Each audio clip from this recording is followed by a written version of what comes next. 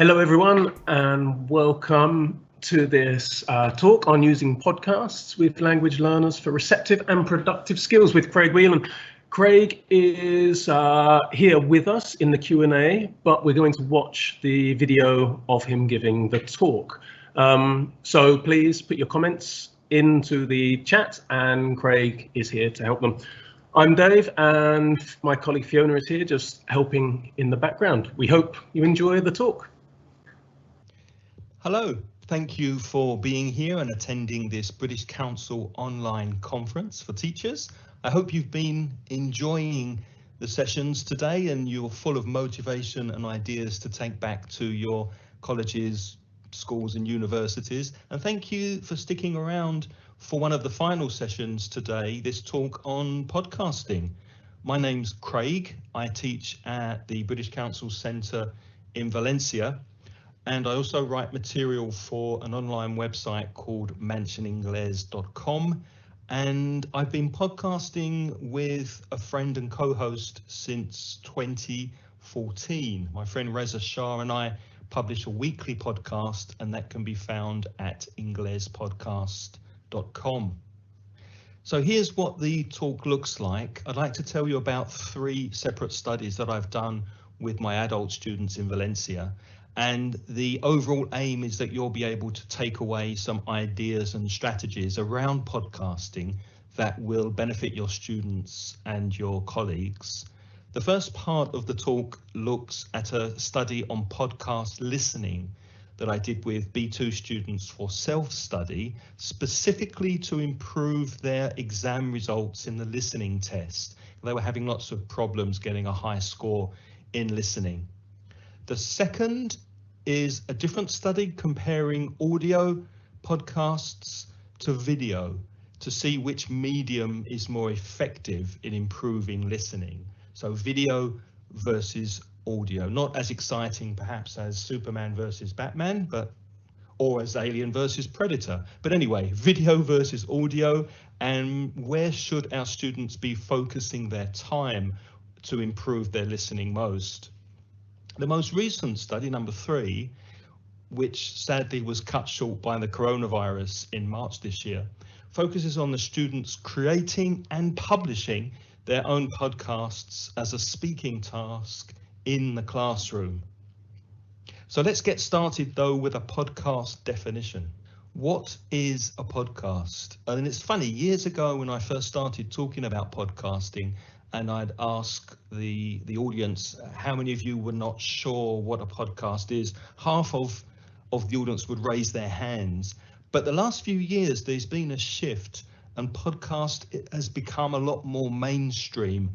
And most of you, I'm sure, have heard of podcasts. Basically, audio on demand, time-shifted content, be it audio or video. And it means that the listener can listen or watch podcasts whenever and wherever they like. You can subscribe to podcasts, which means they appear as if by magic in your podcast player, usually on your phone these days. Podcasts are free, and the barrier to entry to create a podcast is very low. So the good news is that anyone these days can make a podcast. The bad news is that anyone these days can make a podcast. There are over 1 million podcasts available, and there are some not so great podcasts out there, which means we have to be selective on the podcasts that we suggest and recommend to our students. But we'll speak a little bit about curation later and how you can help your students find good and useful content.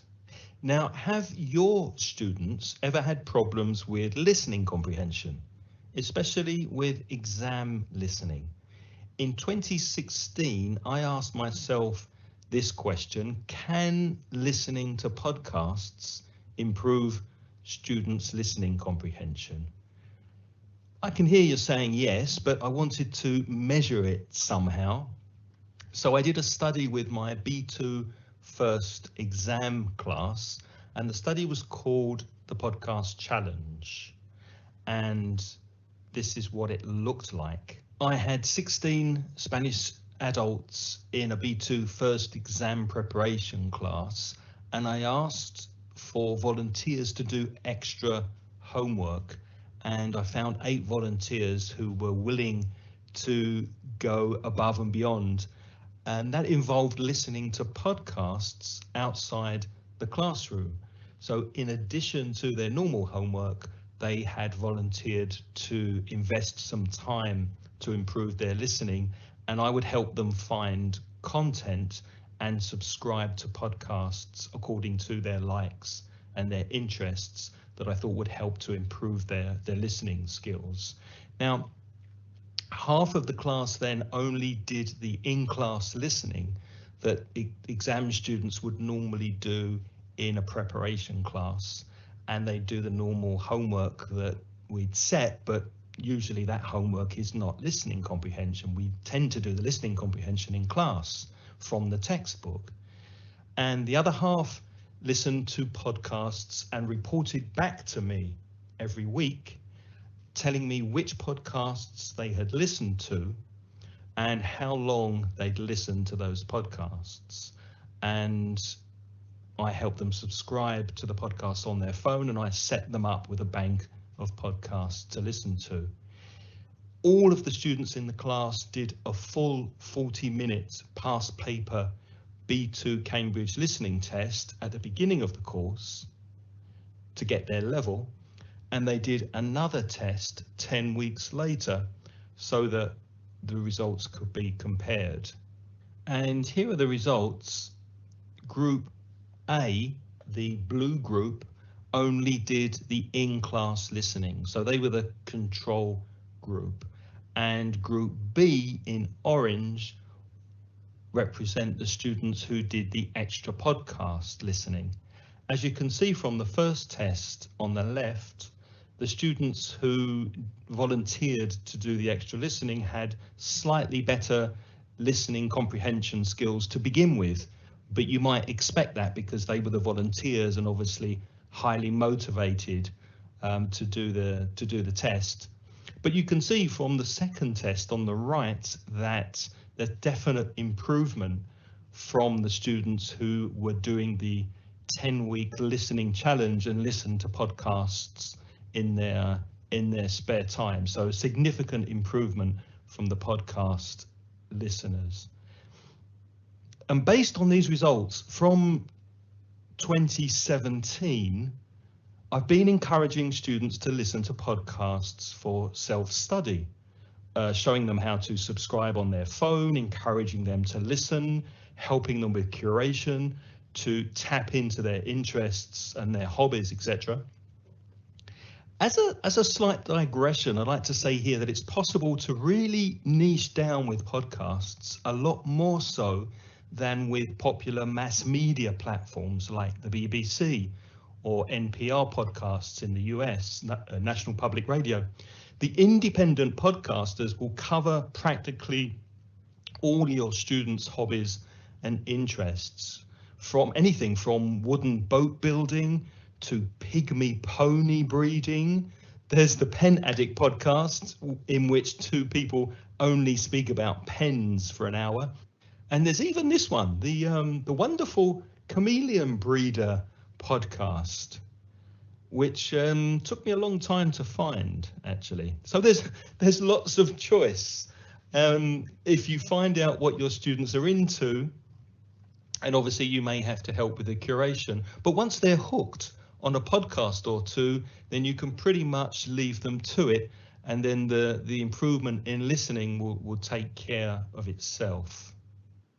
Fast forward to 2018, and I noticed that many of my students were watching lots of TV shows and TV series.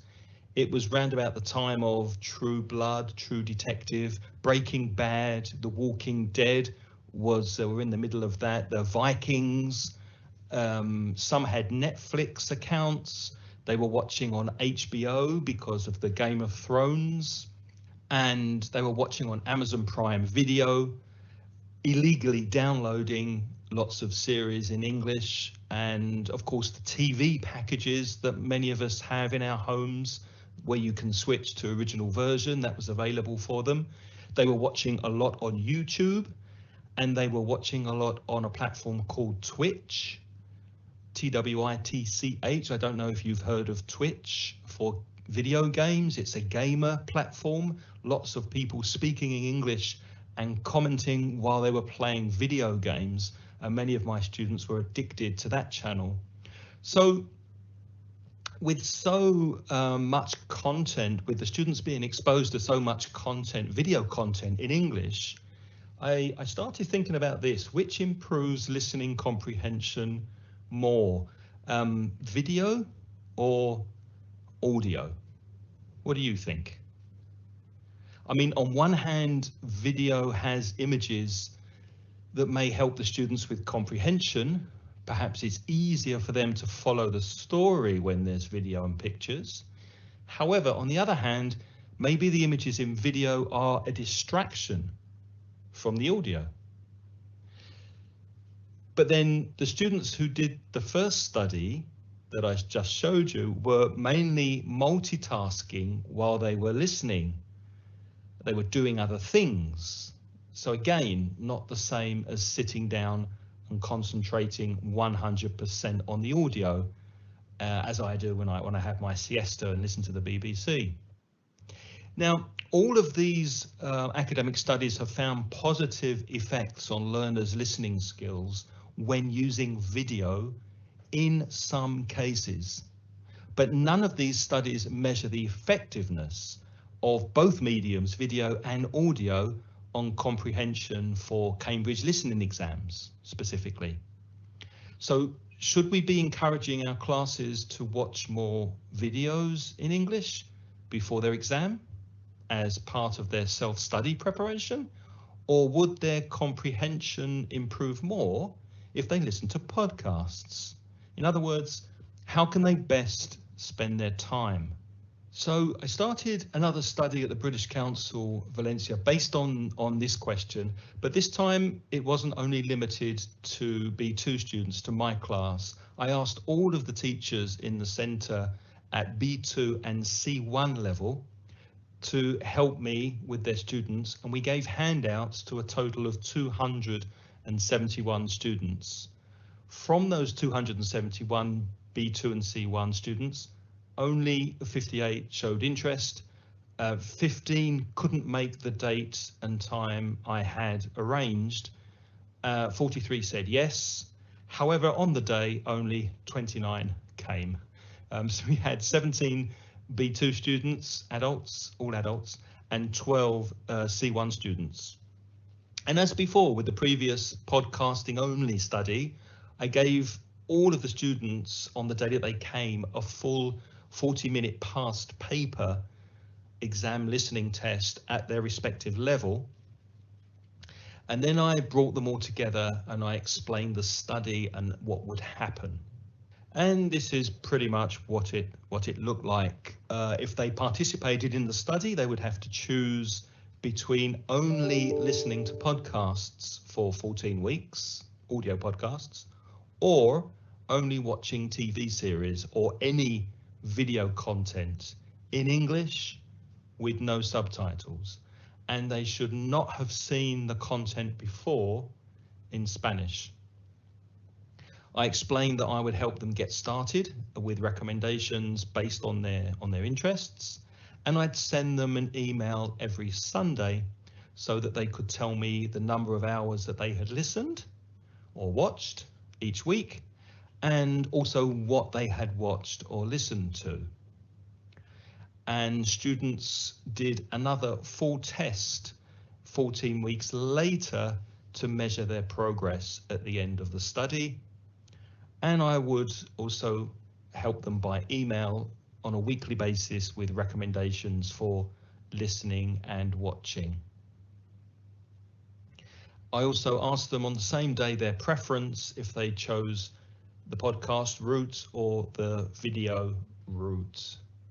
At the time, I had personally a B2 first preparation exam class with 10 students in it. So I used that class as a control group, and I only did in-class listening with them. And I gave them a full listening test at the beginning of the term and another at the end of the term so that I could compare the results of this 10-student control group. Now, this is a very simplified and condensed version of the results, and I've only included students who started and finished the study. So that's a little bit confusing perhaps. Let me move to a bar chart which shows the results a lot clearer. So this bar chart shows the data in a clearer way. The brownish reddish color shows the result of the first test, and blue shows the results of the second test. The podcast listeners are on the left, and in the middle we have the students watching TV series, and the control group, the class that I had, is on the right. As you can see, there's not much difference in improvement between the control group and those watching video, but there is a bigger jump with the students who listen to audio podcasts. I think it's also worth mentioning that the control group were exceptionally strong. It was a particularly good class. So the B2 students, some scored A's in that class and B's in the Cambridge exam in December. And 80% of that class passed the exam, so 8 students out of 10 got the exam. And here in green, you can see the hours that the students actually spent listening or watching. And yes, the podcast listeners were spending more of their time actually listening in self-study than the video watchers, but they were in most cases multitasking. The podcast listeners were probably at the gym, walking the dog, etc., whereas the video watchers were probably in front of the screen. I mean, you can watch your mobile phone when you're on an exercise machine, perhaps, but not when you're driving.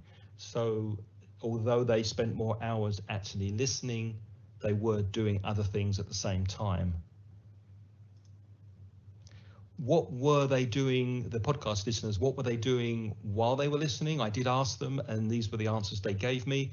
They listened to podcasts while driving, preparing food, cooking, etc., washing up, walking dogs, exercising, cleaning, shopping, and traveling on public transport. Those were the main activities that helped them improve their English while they were multitasking. How can you go about curating podcasts for your students? If their level is a strong B2 or above, so C1, C2, then they should be perfectly fine with podcasts that have been created for native English speakers. Although obviously, if you can listen to those podcasts before you recommend them for a few seconds, just to make sure it fits to their level. And how can you find them? We'll just go to Google and Google the hobby, the pastime, the profession of the student, and then the word podcast.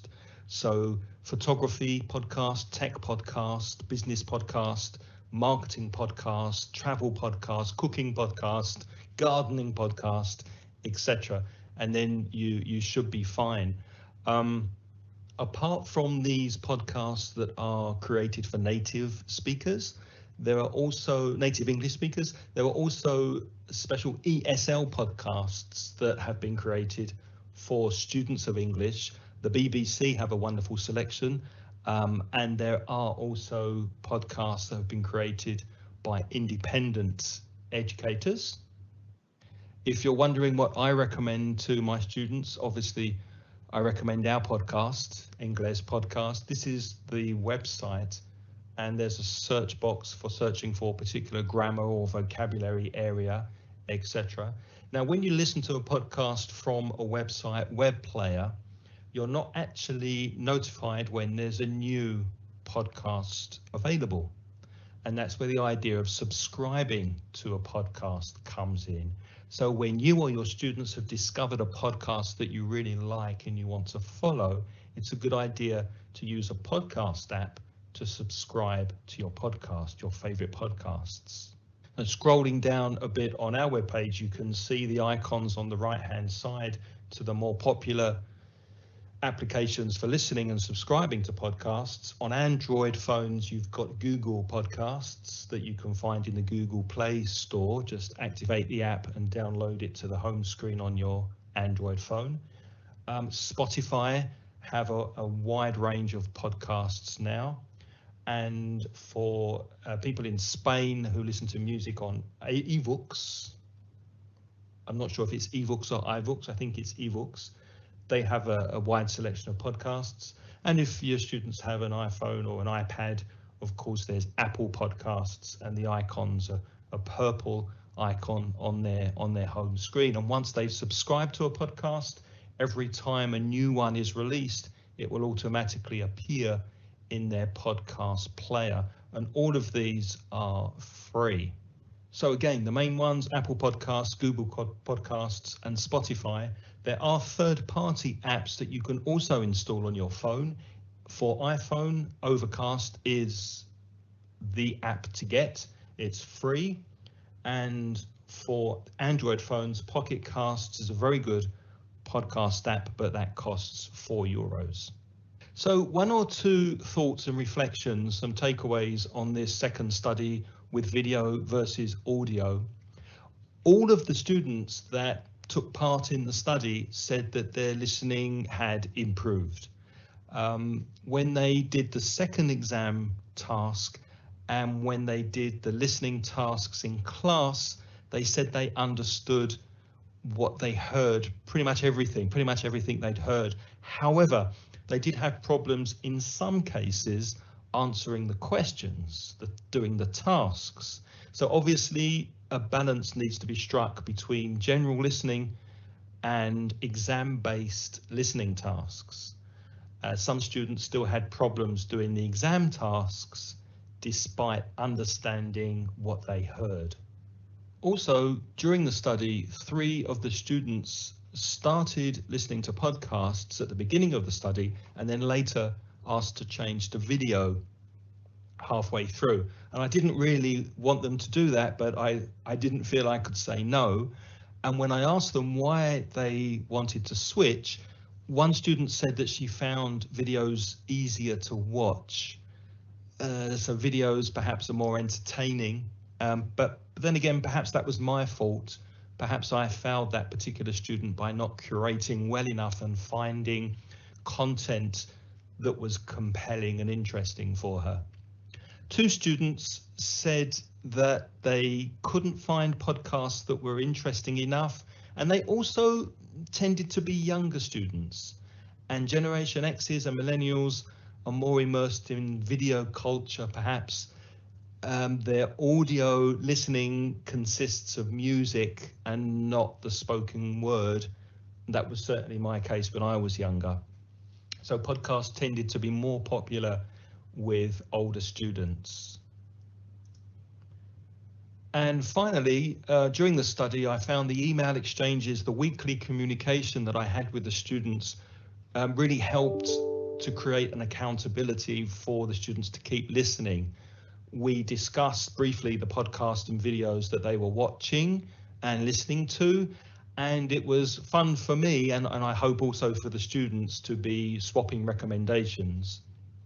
Although on reflection, perhaps a WhatsApp group would have been a better way to communicate. That would have created a space for the students to interact together, discuss opinions on content, make recommendations, and stimulate one another's motivation. So to summarize that particular study then, if you only do in-class listenings with your students, you can expect approximately a 7% improvement in your students' listening over a term. If they're watching video at home for self-study, we found a 9% increase and 15% increase in their listening comprehension with podcasts. And incidentally, the increase in their comprehension score for the exam in the first study was 11%. So over 10% increase for sure. One final thought before we leave these 2 studies on listening comprehension. In-class listening, in my opinion, is clearly not enough for students who are living in a country in which the target language is not being spoken around them or heard naturally in the media. They need to seek it out. We need to help them find extra material and guide them in order to improve their listening, especially when it comes to exams.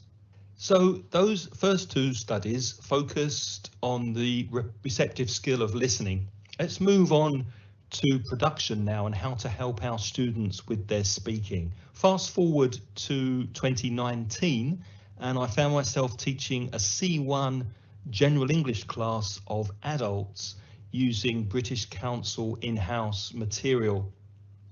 The students had booklets divided into units, and each unit had a topic focus and contained vocabulary and some language practice based around that topic.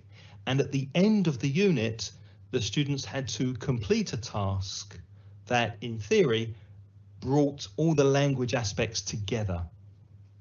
Each lesson had an aim, usually in the form of a speaking task that the students were working towards.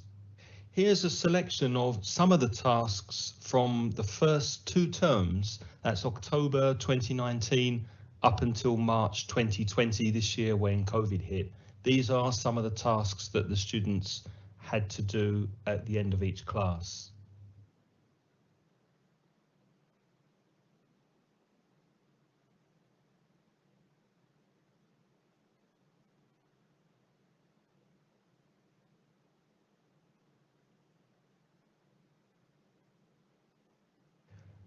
So traditionally, perhaps in a lesson, we might input the target language from a coursebook unit, then set up the task, let the students prepare for a while, then they would do the task for the teacher, and then we would give them feedback. And I thought, I wonder how effective student-centered podcasting would be in this situation in class, as a tool to improve fluency, pronunciation, and their self-confidence. And how useful could podcasts be to reduce their disfluencies in speaking? And by disfluencies, I mean the false starts, the rephrasing, repeated syllables, umming, ahhing, which native speakers do also naturally, but the language students learning a second language tend to do even more. So I was hoping that podcasts would help them with their disfluencies also. So I asked my C1 students if they'd mind experimenting with creating podcasts for the final 30 minutes of every 3.5 hour class. And thankfully, they all said yes. We used this free podcast host to host a podcast. It's called Anchor, Anchor. It has its own landing page, as you can see. And when you submit a podcast to Anchor, it automatically publishes the podcast in iTunes, Google Podcasts, and Spotify. And because many of the third-party podcast apps that I mentioned earlier scrape podcasts from Apple Podcasts, they also get listed in apps like Pocket Cast, Overcast, and iVoox, etc.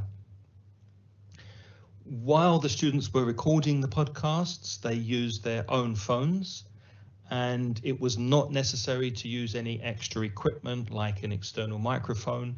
These days, the microphones in a modern mobile phone, it was good enough for this podcasting test. I did coach students on holding their phone so that the microphone was very close to their mouths, and also finding a quiet place, a quiet room with no background noise of traffic or other people speaking. So it's good to find a library or a staff room or a spare classroom where there's no extra noise in the background. There were some problems at first publishing multiple podcasts under one account. So at the beginning, I created one account that was called the C1 English Challenge with one password. And when the students were recording several podcasts at the same time, it kind of clashed and they would not upload to the host, Anchor. So to solve that problem, the students formed groups of 4.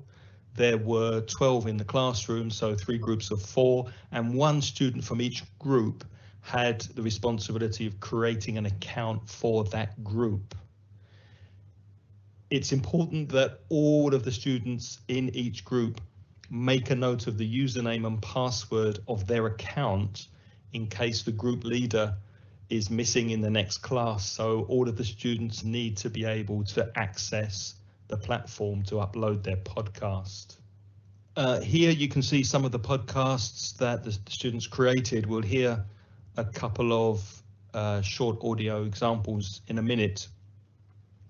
The students, 1 or 2 of the students were slightly technically challenged, so I gave them my phone. They used my phone, but this was pre-COVID days, so maybe the idea of interchanging phones needs to be looked at very carefully at the moment.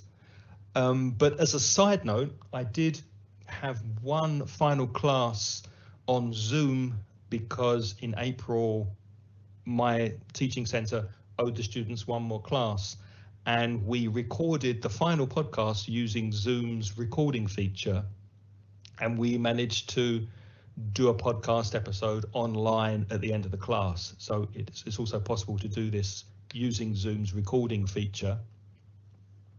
Now, if the task at the end of the unit happened to be a group task, then they would simply pause the recording and then pass the phone on to another student and continue the conversation. For example, an interview scenario, they would pass the phone backwards and forwards as they're asking questions and answering questions. For short solo presentations, they recorded themselves, then re-recorded. When they were happy with the final product, they could publish their podcast. If they were not happy with the recording, they would often get peer feedback or help from me on how to improve their particular segment, and then they would re-record. So this idea of constant improvement and re-recording really helped them with their fluency and other aspects of their English. This shows you some examples of the podcast that they created on Spotify. So let's listen to 1 or 2 examples. Have you ever seen a young child trying to catch a bus at 6 a.m.? What if I told you that he has to travel around an hour to get to school? Will you look away and leave him alone, cold and shivering? Believe me, it's terrifying. Imagine Alex. He's 10 years old. He's from a small village where his parents have a farm. He wakes up at 5 a.m. every day and has 3 hours of commute to school. At the end of the day, he has to come back home in a filthy old bus. Why he has to move to another town to get a proper education? Why we abandon him? The aim of Teachers Without Borders is to reuse abandoned school buildings to teach children in isolated villages. We need your collaboration. Are you a teacher? Your contribution will make all the difference to these children. Join us as a volunteer, but anyone can help. Books, furniture are also welcome. Visit our website, Teachers Without Borders. If you are a lover of high technology and you feel passionate about video games, this electronic device is for you. How many times have you played video games and your fingers get tired? With this sophisticated high-tech gadget, you could exercise your fingers and strengthen the muscles in your hand. Use this fashion and lightweight accessory. Don't hesitate. Buy it. Go to the store and buy it. We are going to explain how to cook the typical Valencian paella. What do you think that a good paella has to have? I think that a good paella must have stock, obviously, and It is possible to add spicy chorizo. No, I don't think so. I think that it's better to have rabbit and chicken. Ah, okay. Yes, it's better. Obviously, one of the main ingredients is the rice and saffron. Yeah, and we can add green beans and butter beans too. Okay, perfect. We have all the ingredients for a wonderful paella. Let's start. Houses are smaller than ever. Don't you feel like a rat trapped in a maze? Safe space with all-in-one toilet and sink combination called ToilSync. ToilSync is an eco-friendly, sleek Portuguese device with a built-in computer that saves water, reusing the water that you have used in washing your hand or your dishes. Get your ToilSync now and start living in the future. The students who took part were given a questionnaire to do at the end or towards the end of the study, and almost all the students found that the Anchor app that we used was easy to use. 2 students said that it was problematic at first, but then they got the hang of it. All students thought that it had helped their speaking in general, and in particular, their self-confidence. Although 4 students said they felt nervous at first having their voice recorded. But overall, they felt that their pronunciation had improved and that they had fewer disfluencies. The feedback was overwhelmingly positive, and no one thought that it was a waste of time. On the contrary, they all thought it was a worthwhile classroom activity. So to summarize, creating these podcasts gave the students a real life task to do. They weren't just creating something for the teacher to look at or listen to. And they were excited to do it, a little nervous at first, but they were excited to record their podcasts at the end of the class after they prepared for the task. They had lots of practice and repetition, plenty of practice during the preparation stage, because they were also given time to prepare before they spoke, before they started recording. So there was the preparation time before they spoke, and then the re-recording and re-recording until they had a product that they were happy with.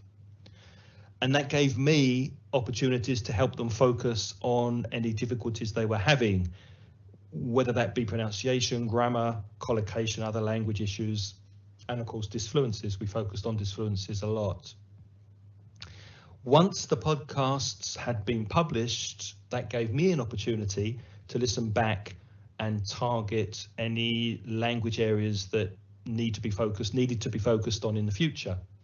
And the students had a record, and still have a record, of their speaking, so that they can track their improvement over time. They recorded in groups in different locations, and they were very keen to hear the published podcasts of the other 2 groups. So even after we'd kind of finished the lesson, they were hanging around in the classroom listening to the work that the other students had produced. And as I mentioned before, feedback at the end of the year was via an anonymous student questionnaire. And here are some of the comments. There was space at the bottom of the questionnaire for the students to write their comments. And this is what some of them said.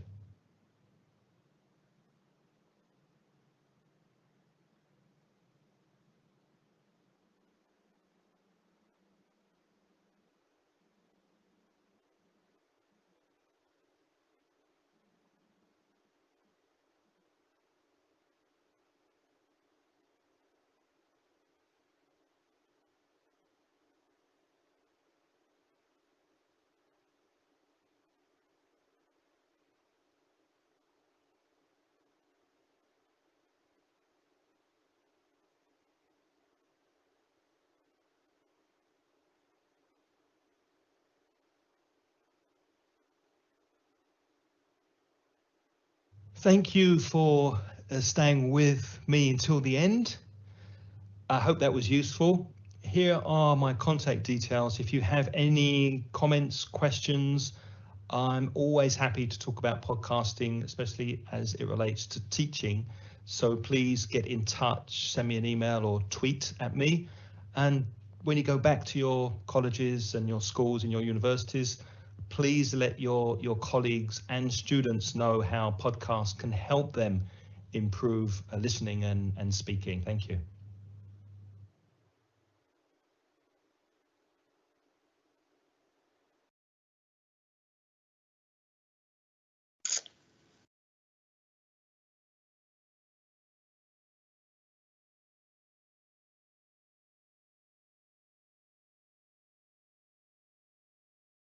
Don't know if you can hear me in the chat room.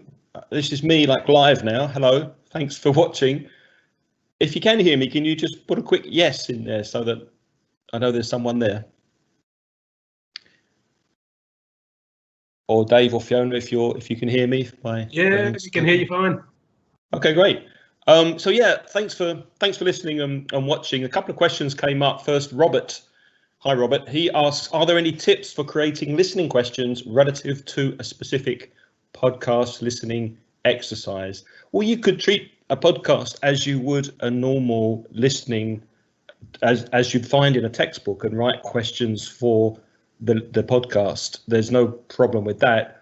Although what the study I focused on was supplementing what the listening that the students were getting in class, specifically tapping into their interests and what they liked to do in their free time or what their profession demanded of them.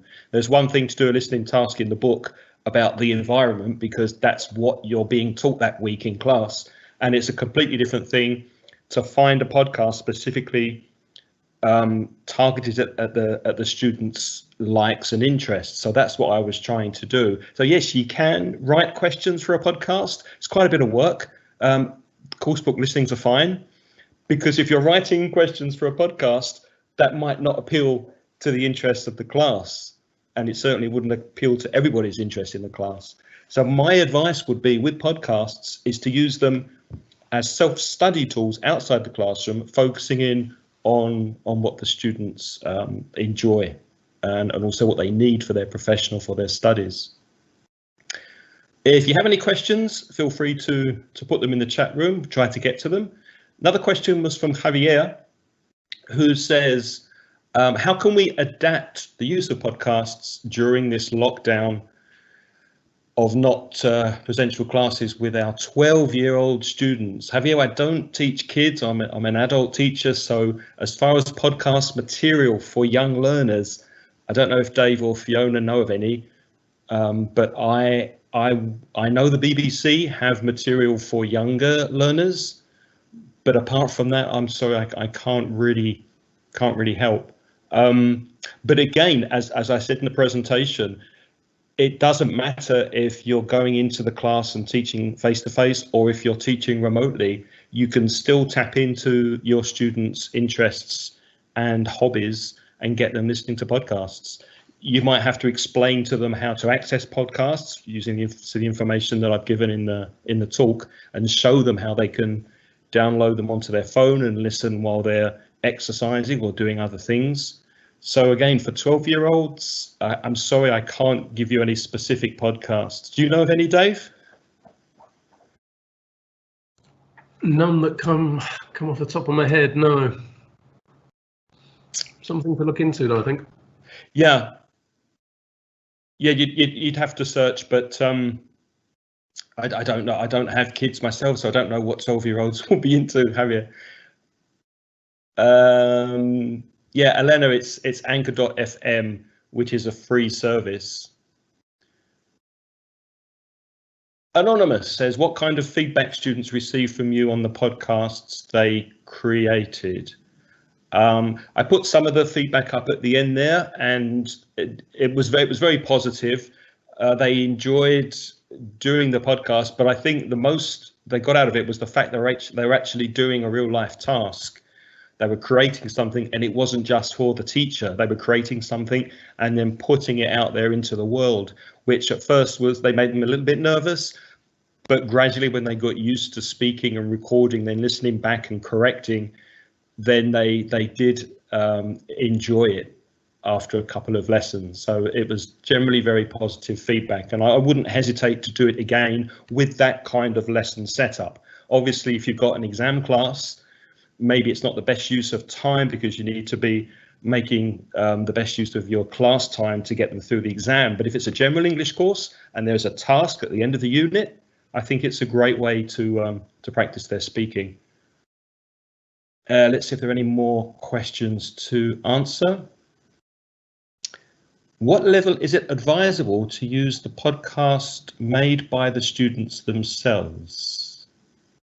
Oh, you mean what level of the class?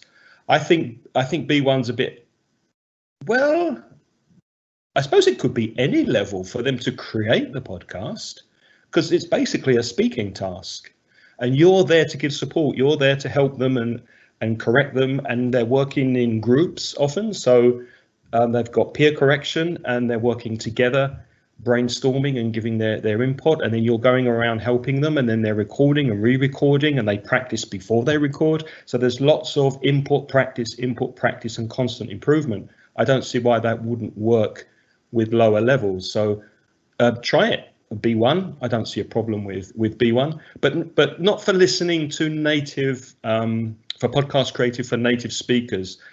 I tried with B1 and even with weak B2 students listening to podcasts created for native speakers. Didn't have that much success. The students just got too frustrated. So for listening to podcasts at B1 level, I would definitely recommend a podcast that's been created for an independent teacher, like our podcast, that's been created as English as a second language podcast. I didn't know much about podcasts, but now I feel quite familiar with them and I will explore them. Wonderful. If you have any problems, Anonymous, then I've left my contact details in the presentation, so send me an email. I'm happy to help if you have problems finding podcasts. Would you set a question for their self-study? I'm not quite sure. No, oh, I think I know what you mean there. You mean if they're listening to podcasts in their free time at home for self-study, would I set them questions? No, the whole idea with this, the whole aim from the way I approached it was to get the students, was to hook the students on a podcast or two that really fitted with their interests and their hobbies.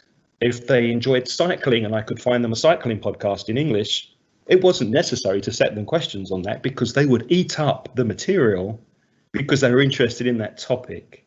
That was what I was after.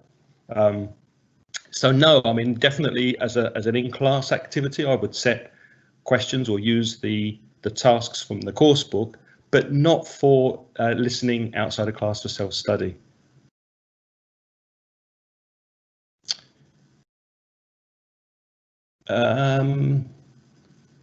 Voice recording far more secure than TikTok, and Instagram visual recordings create data security issues.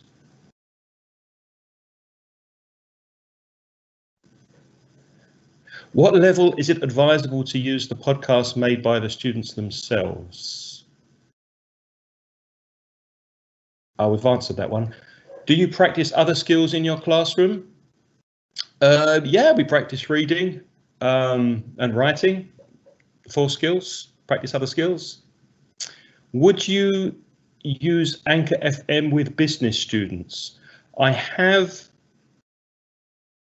I have podcasted with an off-site business class, and I didn't use Anchor FM because the aim of the podcast for this company was to advertise their services and attract more English clients, English-speaking clients. So it was aimed more at the UK and America. It was a software company, and the aim of creating that podcast was to improve their English first and foremost, but also to as a marketing arm of their company. So I would not use Anchor FM for that because I would pay for a podcast host like Libsyn, which is a lot more professional, and it gives the company a lot more control over their podcast going forward. They can embed it in their own website. It's a lot more flexible. It's a lot more secure. So I would only use Anchor.fm as a very casual, informal way of podcasting. And in case you're interested, I'll put the address of that podcast host in the chat room. It's paid. The cheapest is $15 a month for that host. That's what I use for our podcast. So I would recommend that for business class, especially if it's for a marketing arm of a company. How are we doing for time? There's a couple more questions in here. Vera says, I also found creating a WhatsApp group and asked them to send their audio there works quite well. Yes. Yeah, I have not done that myself, but that's very effective. I'm reluctant to give my telephone number to the students because they might start sending me messages at all hours of the day and night. But I have heard from other teachers that it's very successful using WhatsApp as a teaching tool. Vera. Claire says, have you asked students to listen to a particular podcast as part of a flipped classroom approach? Not yet. Perhaps, Claire, that might be an idea for the next study. How can you flip a classroom using podcasts? Yeah, that is very interesting to me. If you try that, Claire, please send me an email. Let me know how it goes. I'll be very interested to see if that works. Okay. Craig, thank you very much for your time. It's a really interesting talk. I think that everyone's got out. That's some really, really good questions as well. Cheers. Yes, thank you, Craig. This is Fiona. I've been here in the background. Just to say thank you very much to everyone for attending our first virtual conference. If you haven't already, please check out our virtual hall where you can find information from publishers and also participate in our 80th anniversary celebrations. You can leave us a teaching tip. We're trying to collect 80 teaching tips on what makes you successful teachers. And you can also nominate a colleague who you think is an exceptional teacher to win a prize. So you can do all this by visiting the Padlet. I'm just going to post all the links again.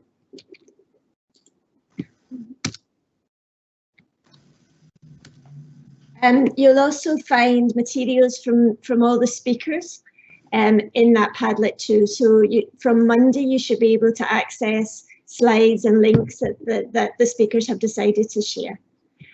You'll also see in this thing I've just posted that there's going to be a bilingual conference on October the 20th. So please check that out. I'm also just going to post some other useful links where you can find support for teaching in these difficult times with the COVID situation. Just over, there we go. Okay, so finally, thank you very much again to Craig. Thanks to all of you for coming, and that's the end of our conference. Bye.